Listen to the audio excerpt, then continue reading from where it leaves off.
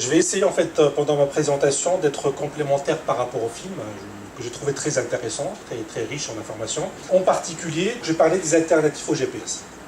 Donc vous avez bien compris, donc la géolocalisation est très importante. En fait, il y a beaucoup d'informations qui nous viennent de la géolocalisation. Par contre, en fait, il n'y a pas que le GPS, et le GPS a ses propres limitations. En général, c'est surtout la limitation au niveau en fait à l'intérieur des bâtiments. Donc lorsqu'on est à l'extérieur, il n'y a pas de souci, donc on peut capter le signal GPS. Dès qu'on rentre à l'intérieur, on perd le signal.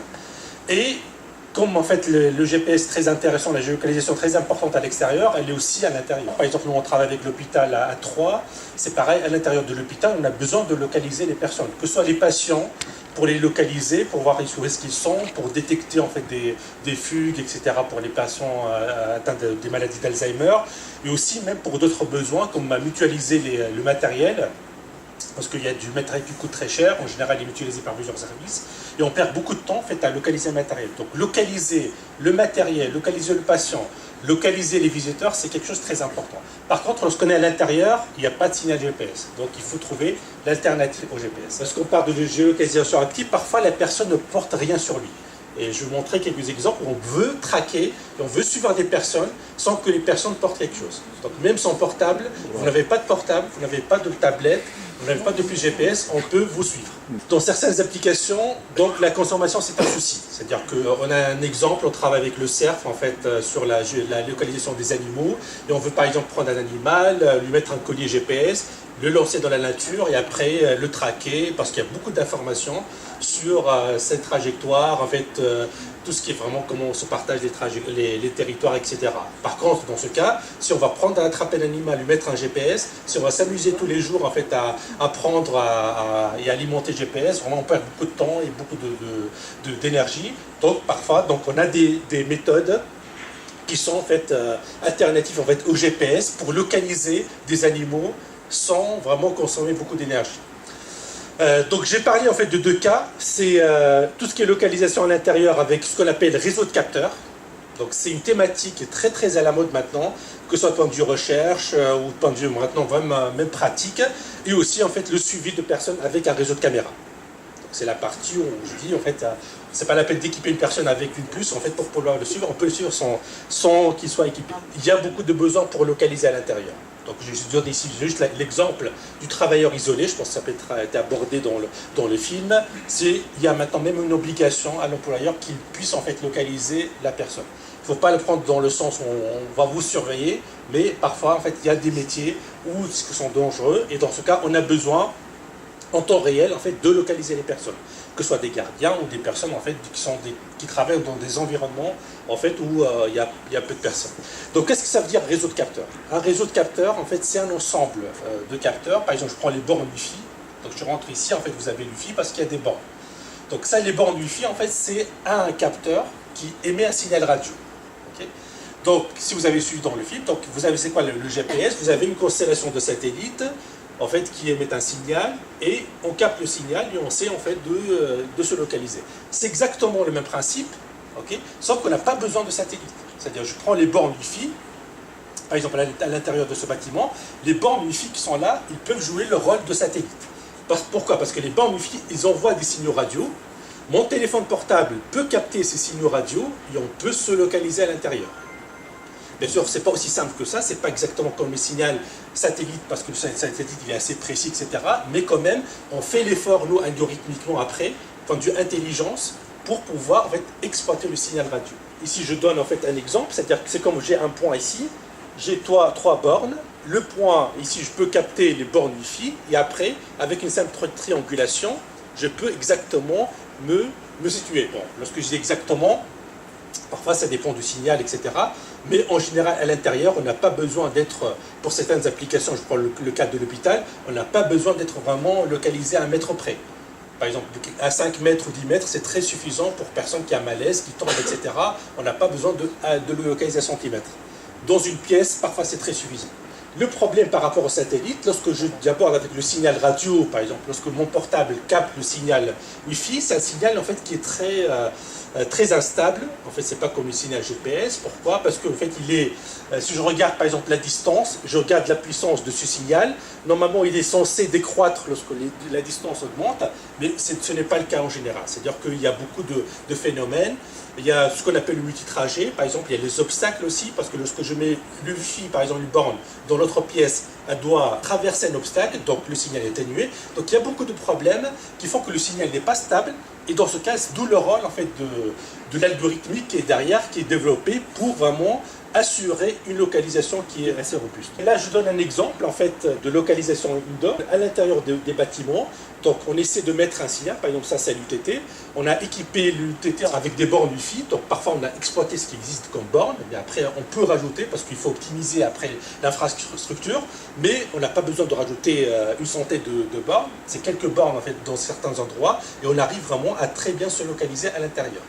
Et dans ce cas, donc, on va coupler ça avec ce que vous avez vu tout à l'heure dans le film, avec la localisation outdoor avec le GPS, c'est-à-dire que vous avez votre portable en fait, qui vous localise lorsque vous êtes à l'extérieur avec la puce GPS, mais une fois qu'on entre à l'intérieur, on perd le signal GPS, il y a le switch, en fait, votre téléphone soit switché sur un autre système qui permet de le localiser à l'intérieur. Donc on continue dans ce cas la localisation à l'intérieur. Il y a une autre manière aussi de se localiser, en fait, qui n'est pas très connue maintenant, mais qui va arriver, c'est la localisation avec la caméra. C'est-à-dire on porte une caméra, maintenant on a une capacité vraiment d'embarquer de l'intelligence au niveau de la caméra, et dans ce cas ce qu'on fait en général c'est qu'on peut prendre, par exemple ça j'ai montré un exemple de localisation à l'extérieur, c'est-à-dire sans GPS, avec une simple caméra. Donc c'est quoi le principe? Il est simple, c'est-à-dire qu'en général on va filmer en fait. Je sors par exemple dans la ville, je filme en fait, je prends plusieurs photos, j'essaie de prendre le plus de photos possible et à chaque fois j'enregistre la position de mes images. Donc là ce qu'on appelle en fait de la prise en fait d'une base de données et après il y a tout un développement algorithmique qui est fait après, ce qu'on appelle l'intelligence artificielle, qui permet après coup, lorsque je repasse en fait dans les rues etc, que j'ai un système qui permet de reconnaître en fait les positions. Et dans ce cas, je n'ai pas besoin du GPS, je n'ai pas besoin des satellites, etc. Je peux, grâce à une base de données, de me localiser avec une caméra. Et c'est pareil à l'intérieur. Okay, c'est comme ici, je rentre dans la pièce, je prends des photos, je fais un tour ici dans le bâtiment, etc. Et après, l'algorithme me permet, à chaque fois que la caméra voit une image, elle peut vraiment se localiser. Un autre aspect, c'est la vidéosurveillance intelligente. C'est pareil, donc je ne vais pas rentrer dans l'éthique des choses, etc. Je vais vous représenter l'aspect positif, c'est-à-dire que comment localiser des personnes lorsqu'on est en fait à l'extérieur avec la vidéosurveillance. Maintenant, on sait qu'on a de plus en plus de caméras partout. Okay. Et le problème, en fait, pour faire la vidéosurveillance, en général, on met une personne, un opérateur, qui est derrière un mur d'écran, qui va suivre en fait plusieurs caméras, mais on sait qu'au bout de 20 minutes, la personne est perdue. C'est-à-dire que, ou bien il perd en fait l'attention, ou bien il y a beaucoup de phénomènes qui se passent, et dans ce cas, en fait, il n'arrive pas à suivre l'événement. Donc nous, ce qu'on va faire, en fait, dans ce cas, ce qu'on appelle, ce qui a été évoqué dans le film, c'est le big data. C'est-à-dire, c'est comment traiter l'information.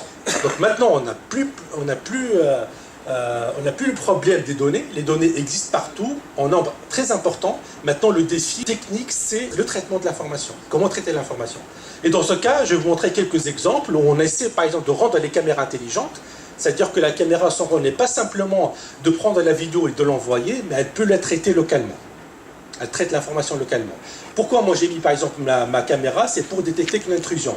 Donc je n'ai pas besoin que la caméra m'envoie tout le temps la vidéo. Elle peut localement traiter l'information, détecter, et en cas d'intrusion, elle peut m'envoyer l'information. Et donc ça c'est très important en fait, même pour des aspects en fait de... si par exemple on va installer ça par exemple à l'intérieur de chez soi, etc. On a en fait dans ce cas l'assurance que la vidéo ne sort pas de la maison. C'est-à-dire elle sort qu'en cas d'alerte. Donc la caméra elle est là, n'est pas pour surveiller tout le temps, mais de détecter lorsqu'il y a un problème, lorsqu'il y a une chute, etc., d'envoyer l'alerte dans ce cas. Par exemple ici, je prends aussi le cas du drone. Ça c'est un drone qui est classique, c'est-à-dire on envoie un drone. Le problème aussi du drone, il y a un pilote qui est derrière qui va piloter le drone, ou bien parfois on peut lui donner en fait une trajectoire automatique, mais il y a toujours la vidéo qui revient et la question c'est comment traiter la vidéo.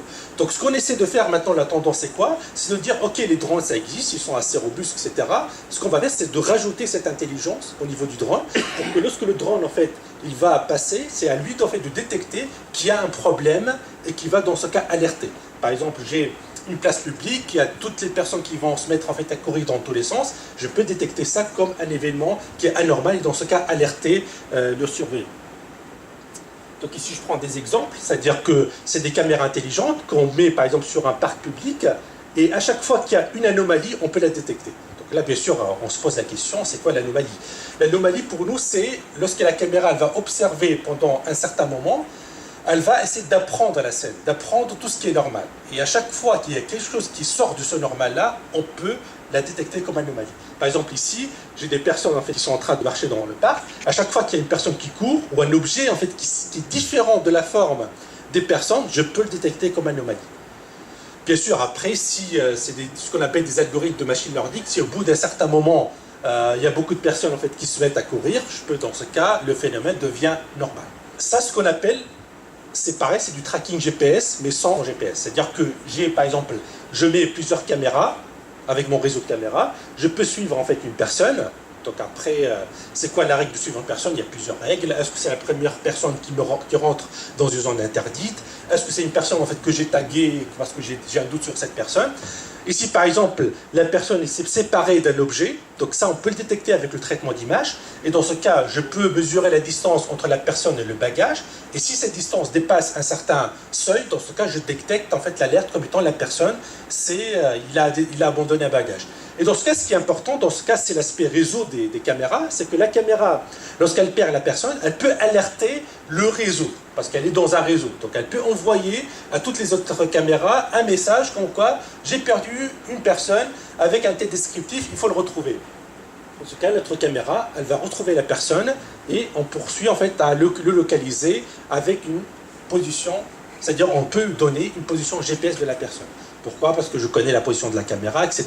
Je peux déduire la position GPS. Et dans ce cas, ça vous montre en fait un cas de tracking en temps réel. Parce que maintenant, à chaque fois qu'il y a qu'un problème qui se passe, donc il y a les caméras, c'est vrai, mais après coup, on revient, on va visualiser en fait les vidéos, on perd beaucoup de temps, etc. Alors là, c'est du temps réel, c'est-à-dire à chaque fois que j'ai un doute sur un phénomène, c'est du temps réel, c'est-à-dire que je peux suivre la personne en temps réel. J'ai l'alerte en temps réel. Bien sûr, la même chose, on peut l'appliquer en différé, c'est-à-dire que après, lorsque j'enregistre la vidéo, je peux faire le même traitement en différé. Mais ce qui est important, c'est de le faire en temps réel parce que les caméras sont intelligentes. Parfois, c'est vrai qu'on a beaucoup de fausses alarmes, c'est vrai, mais bon, c'est mieux que d'avoir une information sans traitement. Donc après, en fait, on peut monter un peu en degré d'intelligence. Et le mot-clé dans cette affaire-là, c'est la fusion de données. C'est-à-dire que si, en fait, j'ai des caméras, donc je peux suivre des personnes, ok, donc à chaque fois, j'aurai en fait l'historique, en fait, de toute la personne, de sa trajectoire, etc.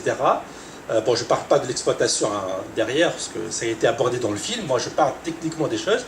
C'est-à-dire que la personne, en fait, je l'ai traquée, donc je peux... Pareil, je le perds ici dans cette caméra, je le suis dans notre caméra, je peux tracer sa position GPS, etc.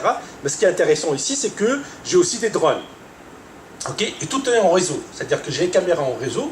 Tout à l'heure, j'ai montré des caméras en réseau. Là, on va rajouter un autre acteur dans l'affaire, c'est les drones. C'est-à-dire que j'ai la caméra, lorsqu'elle perd la personne, donc elle connaît sa position GPS, elle sait où elle a perdu la personne. Dans ce cas, elle peut donner envoyer un message au drone en lui disant « Ah, donc j'ai perdu la personne à tel endroit, il faut décoller et continuer à suivre la personne. » Okay. Et dans ce cas, on se trouve en fait avec ce qu'on appelle la fusion de l'information. Vous avez les capteurs, vous avez les caméras, vous avez les drones, vous avez les robots, et comment tous ces acteurs-là vont fusionner, collaborer ensemble pour vraiment faire le tracking. Et après, dans ce cas, notre base de données, je n'ai pas besoin d'enregistrer la vidéo, j'ai toutes les informations qui sont déjà traitées. Donc j'ai beaucoup d'informations, et j'ai déjà compressé l'information, parce que j'ai traité. Je sais qu'à tel endroit, j'ai une telle personne avec un tel comportement, etc. Et après, bien sûr, on peut penser à d'autres types de traitements, l'exploitation de ces trajectoires. Donc moi, je m'arrête au niveau comment déjà condenser et comprimer l'information au niveau événement, au niveau trajectoire, position, détection, etc. C'est pareil, en fait, il y a d'autres applications, donc j'ai parlé de la surveillance, il y a d'autres applications industrielles. Par exemple, quelqu'un dans son entrepôt veut voir en fait l'efficacité des transports de ses colis. Donc, lorsque je mets un colis avec le traitement d'image, je peux détecter combien de temps il est resté sans bouger, etc. Je peux mettre un chrono et dans ce cas, alerter par exemple voilà, par exemple, il a une palette qui est restée plus qu'il faut, etc. Donc ça peut être en fait ce qu'on appelle l'aide à la décision avec le traitement d'image. Donc c'est des capteurs qui sont intelligents qui vont essayer en fait d'apporter en fait une aide à la décision en fait pour pouvoir après optimiser tout le système industriel. Je termine rapidement par résumer les aspects en fait traitement de l'information, c'est qu'on a beaucoup d'informations. Je le répète. Le défi maintenant, c'est comment traiter l'information. Il y a de la vidéo, bien sûr, j'ai abordé parce que c'est assez illustratif en fait, mais il y a beaucoup d'autres aspects. Il n'y a pas que la vidéo, en fait, il y a les capteurs de température, les capteurs de pression, agriculture de précision, comment vraiment tenir compte du microclimat en fait, pour faire de l'irrigation intelligente. Et on peut coupler aussi avec les caméras, avec les drones, etc. Donc tout maintenant le défi, c'est vraiment comment fusionner l'information, faire le tracking pour des raisons, que ce soit pour des raisons industrielles, pour des raisons sociales ou bien des raisons militaires, etc. Donc il y a beaucoup des aspects qui sont vraiment, comme j'ai toujours, bon, il ne faut pas avoir le côté, il ne faut pas avoir peur en fait de ces technologies. Ils vont arriver de toute façon. Maintenant, c'est à nous de comment les utiliser, comment les exploiter de manière en fait éthique. Oui, est-ce que vous vous êtes fixé un cadre en tant qu'universitaire en disant la demande que vous me faites en tant qu'entreprise, ça ne correspond pas à nos valeurs, on ne fait pas quoi? Oui, c'est-à-dire que nous on travaille, par exemple à l'UTT, on a aussi en fait un laboratoire Texico qui regarde aussi ces aspects, quoi. Moi c'est pareil, c'est-à-dire à chaque fois, donc on essaie à chaque fois dans des projets comme ça d'associer en fait des personnes qui sont compétentes en fait pour traiter ces questions. Parce qu'on sait que parfois ça peut dériver, quoi. Donc, voilà. Donc on parle de l'intrusion humaine, par exemple, c'est vrai que par exemple je regarde le cas industriel, on dit voilà, le cadre c'est de surveiller, par exemple, de détecter par exemple mes colis pour vraiment optimiser le parcours, etc. Mais on sait que derrière, on a aussi voilà, on peut surveiller les employés, voilà, après... Oui, il y a le flicage. Voilà, je pense qu'il y a aussi des efforts à faire, il faut être... à mon avis, voilà, la démarche c'est ça, c'est-à-dire qu'il ne faut pas reculer, dire on ne fait rien. Nous, on fait, mais il faut inclure des gens qui sont compétents pour régler les problèmes éthiques.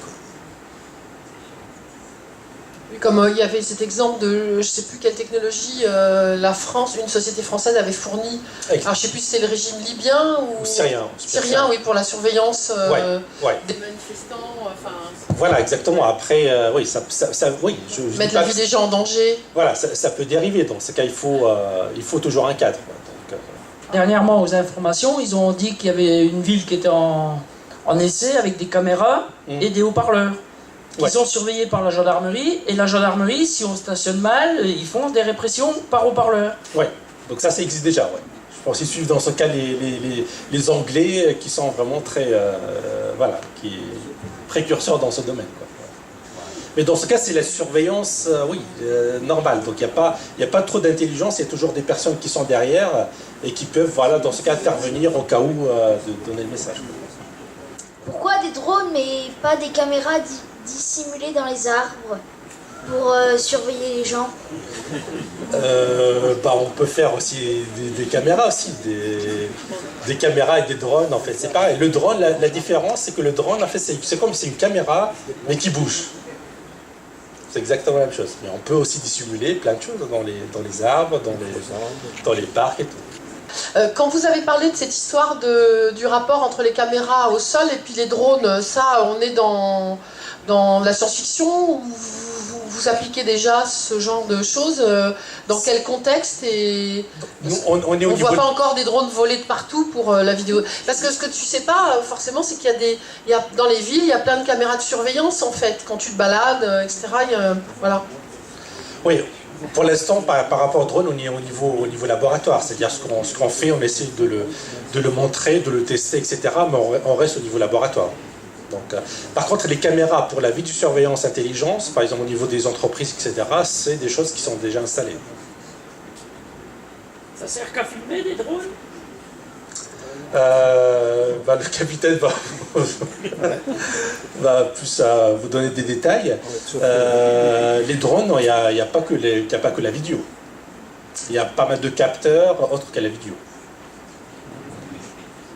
Déjà, par exemple, pour l'agriculture, il y a des applications aussi, quoi. C'est-à-dire qu'on filme, on a en fait la cartographie thermique en fait sur l'infrarouge, donc on peut voir le stress des plantes, donc il y a pas mal d'utilisations.